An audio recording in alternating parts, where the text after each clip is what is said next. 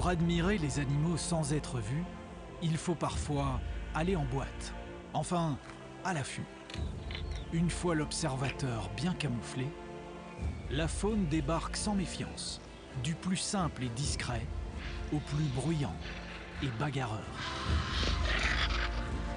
De jour comme de nuit.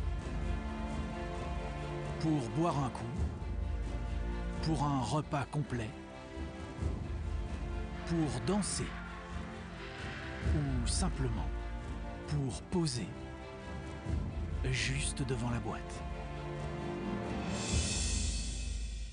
Il y a déjà une quarantaine de vautours fauves, ils sont assez calmes, les invités sont déjà là, la fête va pouvoir commencer. Bienvenue à toutes et tous dans cet épisode du Jardin Extraordinaire dont le titre est l'auberge espagnole. Alors cette auberge-ci, elle n'est pas très grande, vous le voyez, 3 mètres de long, 1 mètre de haut, 1 mètre de large. C'est une boîte, un affût, posé dans le décor.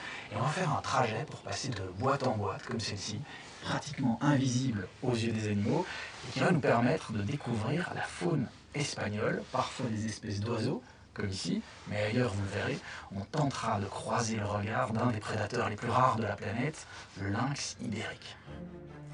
Ma tournée des boîtes espagnoles commence à 1000 km de chez nous, en Catalogne, près du petit village de Solsona, sur les pentes sud des Pyrénées. Dans ces montagnes, à plus de 1000 mètres d'altitude, le décor à couper le souffle est modelé par un hiver glacial et une météo changeante. L'aventure commence par l'installation de petites caméras avec l'aide de mon guide Johan. Qu'est-ce que tu penses de ça? Comme ça, c'est parfait. C'est parfait. Parfait.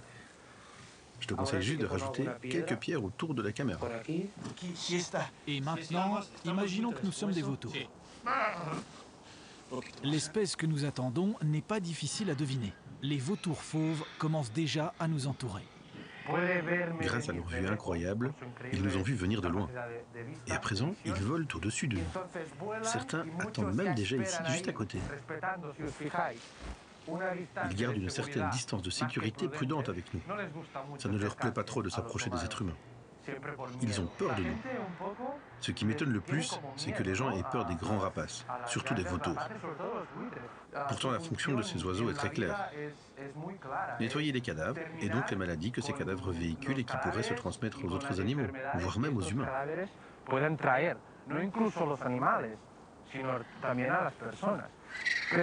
le moment, la plupart sont en train de nous survoler. Ils attendent que je m'en aille pour descendre. Ils me connaissent bien.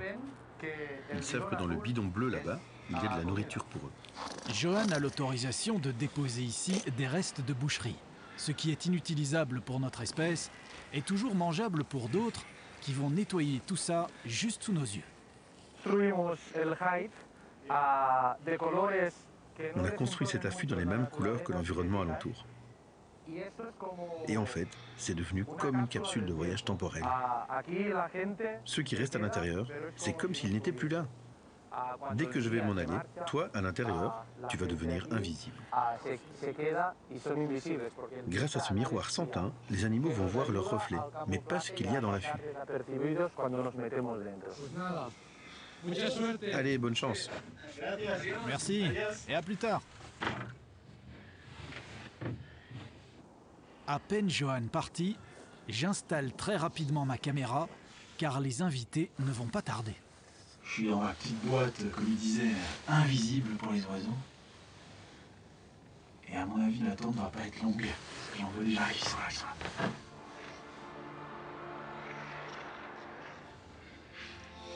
Les vautours ont atterri, mais restent d'abord méfiants. Ils attendent que l'un d'entre eux ose s'avancer. Puis, quand ils constatent qu'il n'y a pas de danger, en quelques instants, la grande mêlée commence.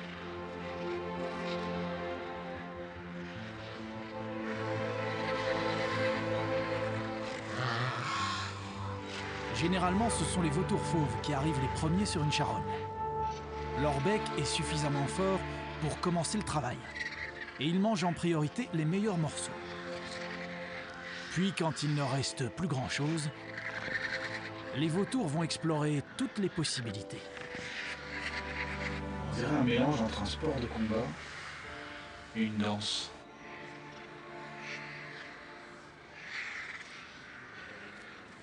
Apparemment, il n'y a plus rien d'intéressant à manger pour eux. À moins qu'à l'intérieur de cette boîte... Entrez. On n'est pas comestible. De l'extérieur, les vautours ne voient pas l'intérieur. Mais cette drôle de chose semble les intéresser. Il y en a un qui s'approche là. Il est à 1,50 m. À mon avis, il se voit dans le reflet. Ça l'intrigue. En fait, c'est tout délicat. Toutes les petites plumes là qu'il y a autour de leur cou, les petits nuets, ça a l'air tout confortable. Ça a un œil intriguant, intelligent. C'est pas du tout des oiseaux de mort comme on croyait avant, mais au contraire, c'est des oiseaux qui permettent que la vie continue et ne soit pas encombrée de tonnes de déchets partout. D'ailleurs, maintenant, la cure est terminée. Et tous les vautours passent leur temps à se nettoyer. Ils se nettoient les plumes pour être sûrs d'être bien légers pour redécoller.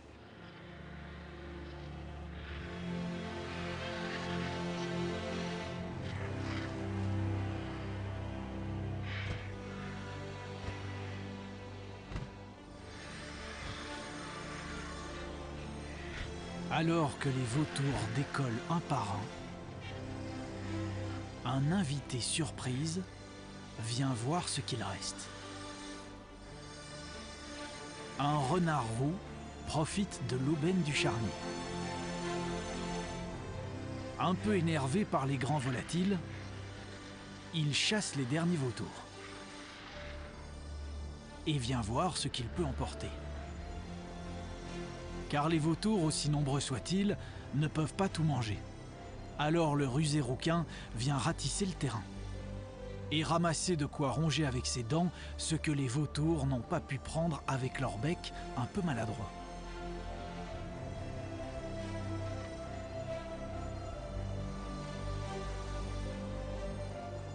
Le renard quitte la scène à son tour.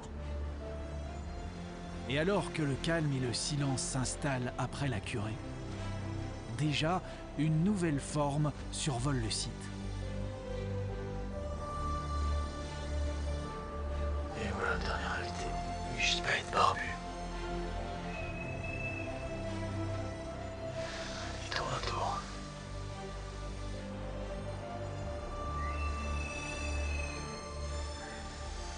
Vous vous demandez peut-être ce qui peut rester après le passage des vautours qui ont l'air d'avoir tout emporté. Bah, il reste les os. Alors, en espagnol, on appelle d'ailleurs le casseur d'os.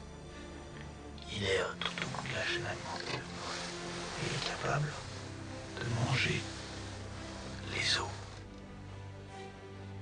La timidité du gypaète barbu est proportionnelle à sa taille et sa puissance. Malgré ses 3 mètres d'envergure, il a fait plusieurs fois le tour du site avant d'atterrir avec prudence.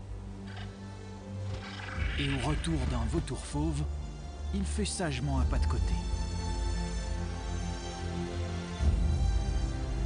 De toute façon, le gypaète n'a pas de concurrent. Il est absolument seul à pouvoir gober et digérer entièrement les os.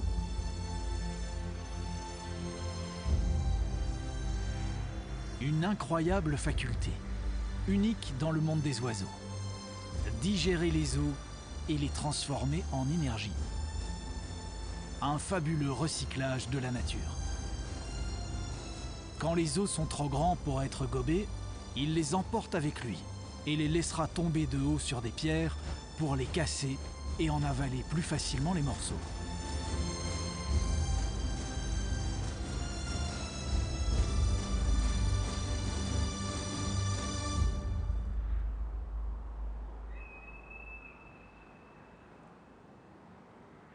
Mon trajet continue vers Barcelone. Vu le genre de boîtes dans lesquelles je vais, inutile d'aller jusqu'à la capitale catalane.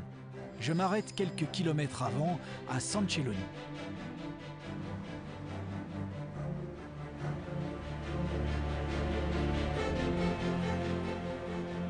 Sur de petits chemins, à flanc de colline, à travers une végétation dense, je mets mes pas dans ceux de Frances.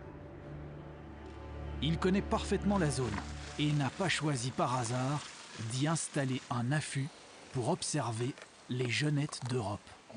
Tu vas voir, c'est un animal fantastique. Un prédateur nocturne super adapté à son milieu. Le truc incroyable, c'est que quoi qu'elle fasse, qu'elle saute, grimpe ou court, elles ne font aucun bruit. Frances attire les genettes en disposant des morceaux de pommes. Et il connaît parfaitement leurs habitudes. Elles viennent souvent de cette direction, parfois de là. Et il y a aussi de jeunes qui aiment venir d'en haut et descendre par là. Pour ne rien rater de la fête, il est grand temps de se mettre en boîte.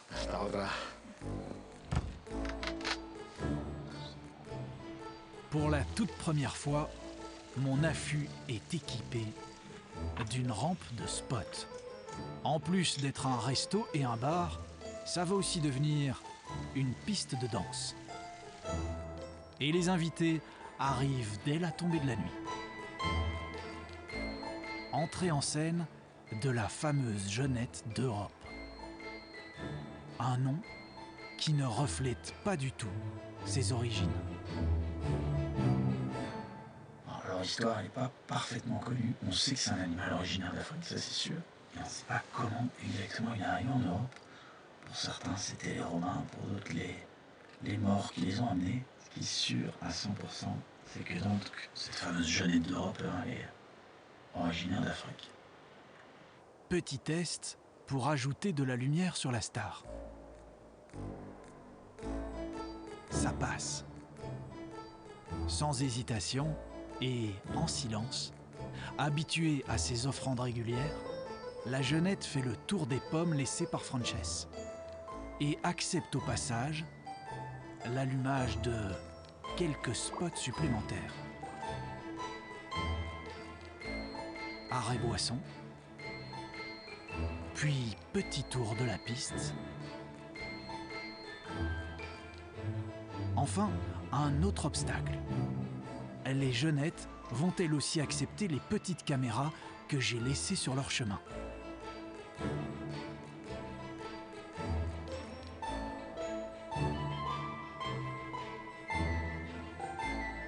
Je crois que les jeunettes aiment les caméras. Ça fonctionne même un peu trop bien.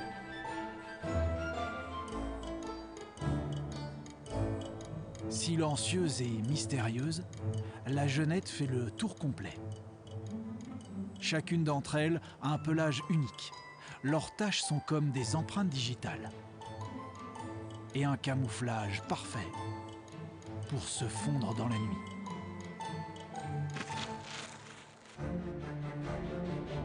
De Sancelloni, direction Gallo-Canta. L'endroit est célèbre pour sa lagune, ses grands oiseaux bruyants et son froid de canard. Cette fois-ci, aucun guide. J'ai juste reçu quelques instructions et un vague itinéraire à suivre dans le noir et la neige pour atteindre une boîte en bois. Alors, les ustensiles pour aller dans ces petites boîtes. Un marteau et un pic à glace, un couteau qui va servir de pic à glace, parce qu'il y a de l'eau devant l'affût, mais elle est toute gelée. Il faut la casser pour que les animaux y accèdent.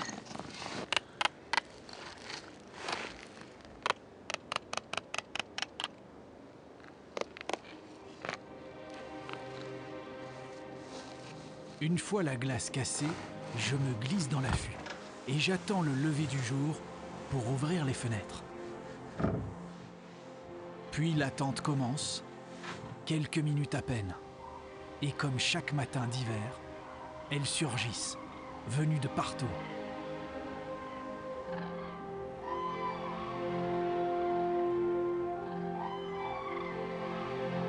Des dizaines de milliers de grues cendrées dorment sur la lagune voisine, les pattes dans l'eau salée. Leur premier réflexe au réveil, c'est de se diriger vers les petites mares d'eau douce, là où la glace a été cassée. Elles viennent se délecter d'une eau fraîche mais précieuse dans ces grandes plaines gelées.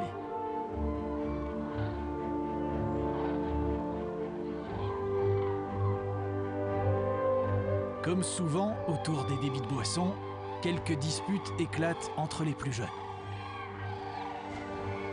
Ou parfois entre les plus âgés.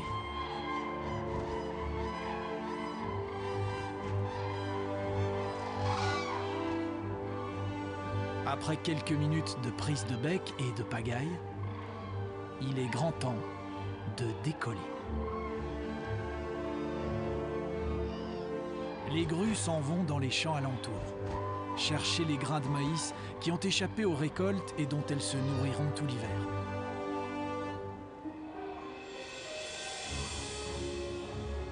Pendant ce temps dans l'affût, il ne se passe rien de rien, pendant plus de 10 heures.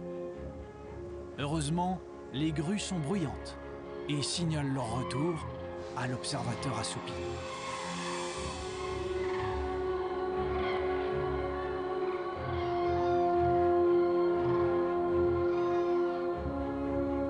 Heures d'attente pour quelques minutes de pur spectacle.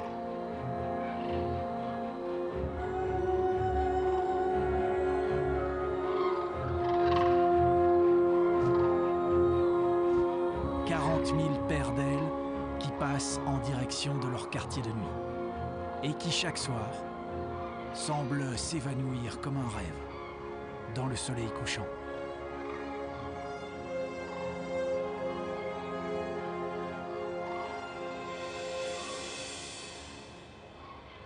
Pendant que les grues se posent pour la nuit, les pieds dans l'eau, mon voyage continue. Direction le sud, l'Andalousie et les environs d'Andújar.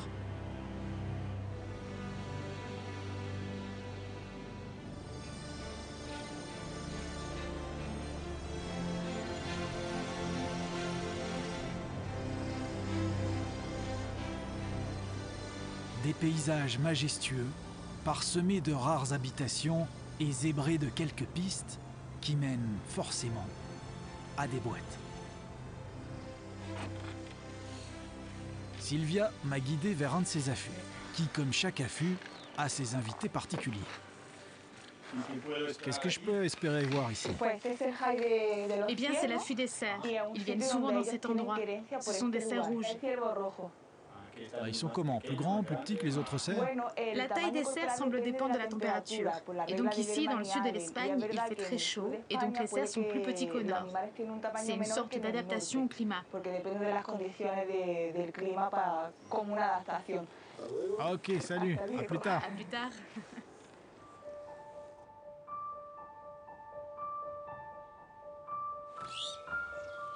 En boîte, la faune est parfois un peu bizarre.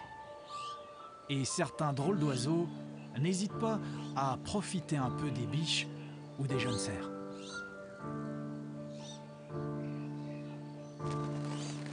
Avec la chaleur, les grands cerfs préfèrent attendre que le soleil soit couché pour sortir et se montrer, auréolés de leurs ramures. Un moment suspendu, caché derrière cette vitre sans teint, à la fois invisible et aux premières loges.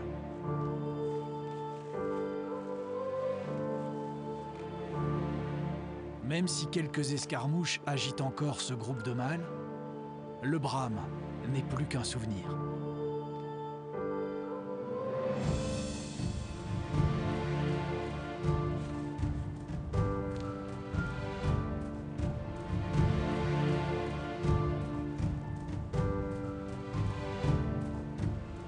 Nerveux, méfiants et constamment en alerte, ils quitteront la scène avant l'arrivée du jour, disparaissant à leur tour dans la nuit étoilée.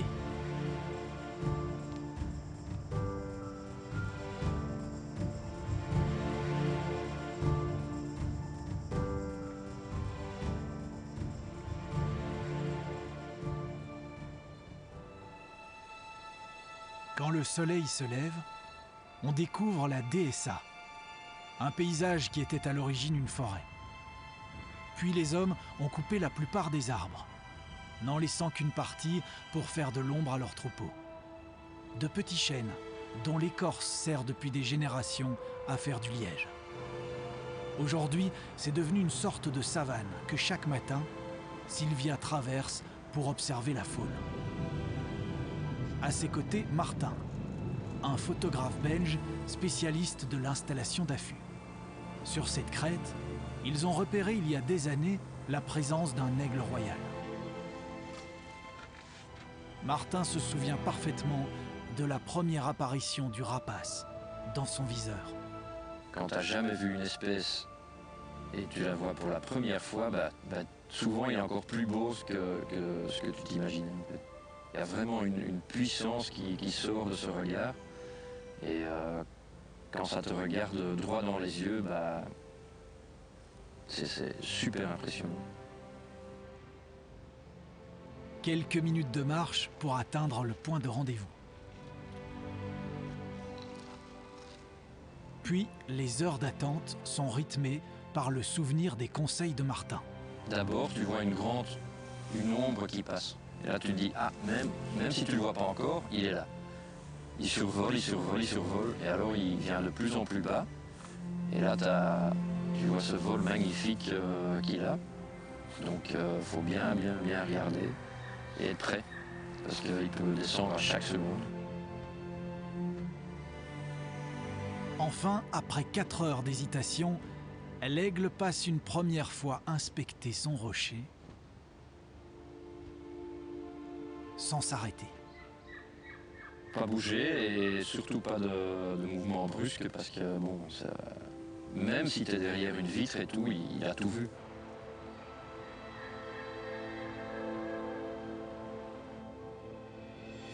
Quelques battements d'ailes plus tard, le voici posé sur cette plateforme de pierre d'où il observe tout son territoire. Avec ses gigantesques serres, ses 2,20 m d'envergure et ses 6 kg, le Royal est un des plus grands et des plus puissants aigles de la planète.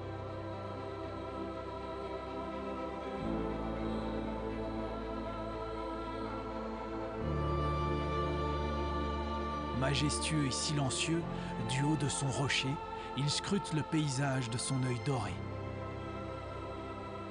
avant de se lancer à l'attaque de ses proies.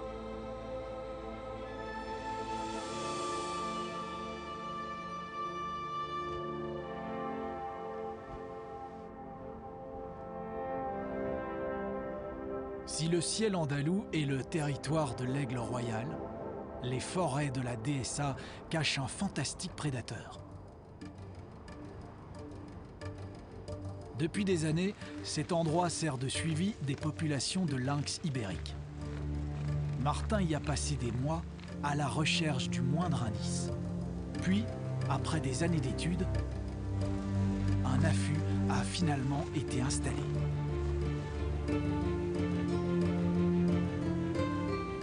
Ta cabane pour la journée. Ouais. Un petit nettoyage de la vitre et un dernier conseil. Écoute, surtout pas trop bouger. Hein, donc même si tu es caché, reste quand même tranquille, fais pas trop de bruit. Et quand il vient, ça peut être très rapide, il peut sortir des buissons comme ça en 1 seconde, donc reste attentif quoi. Merci. Hein. Bonne chance. Ciao. Ciao. Pendant que l'attente commence, à l'intérieur de l'affût, il fait de plus en plus chaud.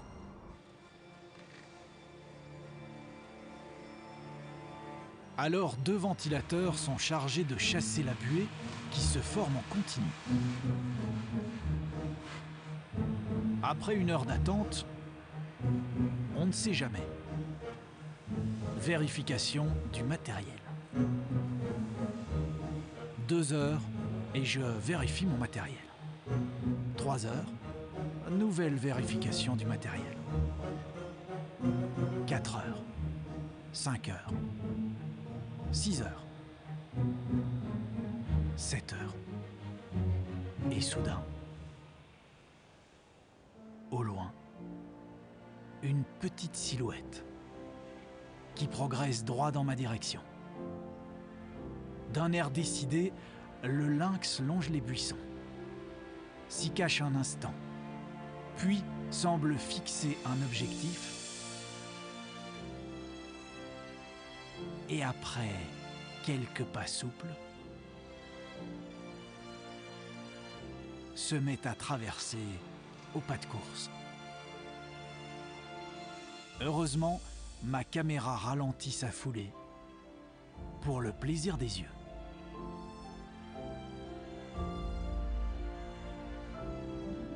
Car si on revenait en arrière pour regarder la scène en vitesse réelle, le lynx en réalité a mis 7 secondes pour traverser mon champ de vision avant de disparaître.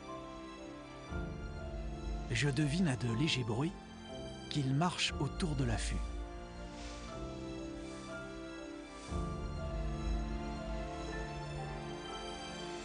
Puis ressurgit quelques instants plus tard.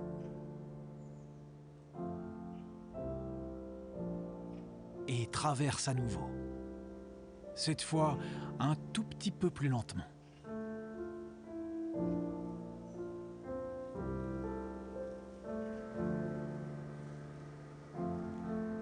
À ses longs favoris, on reconnaît que c'est un mâle. En cette saison, il est absorbé par la recherche d'une partenaire.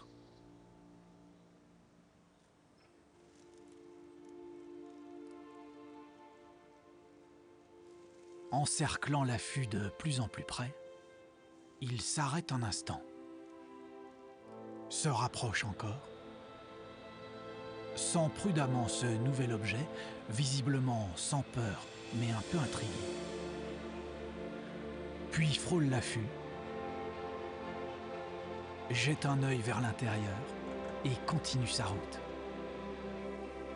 Se ravise, semble se figer.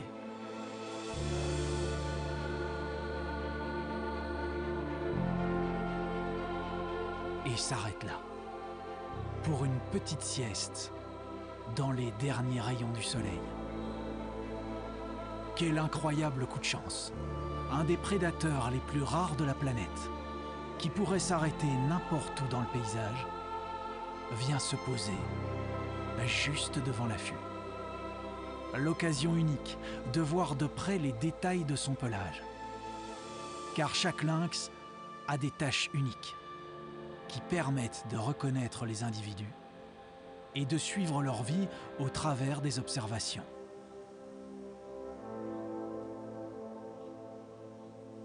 Il s'est couché juste devant l'affût. Il regarde ses grands yeux. Un regard perçant, de longs favoris blancs pour les mâles et des pinceaux de poils au bout des oreilles. Le lynx ne se confond avec aucun autre animal. Et depuis quelques années, grâce au programme de protection des lynx ibériques, ils sont passés de moins de 200 à presque 1000. Une bonne nouvelle pour l'espèce, ceux qui l'aident et ceux qui viennent l'admirer.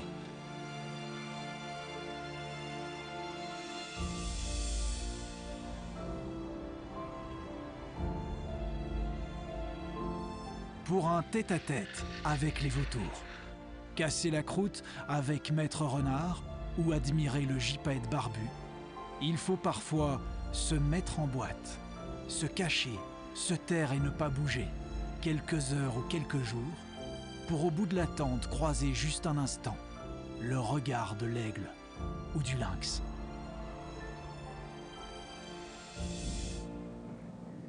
C'est à la sortie d'une de ces boîtes qui nous a permis de devenir pratiquement invisible dans le paysage pour la faune espagnole que se termine cet épisode du Jardin Extraordinaire. Si vous voulez plus d'informations sur ce genre de construction et comment vous dissimuler aux yeux des animaux, vous le trouverez sur notre page Facebook ou notre site internet. Et on se retrouve la semaine prochaine, même heure, même chaîne, ou quand vous voulez, sur Ovio. Merci de nous suivre.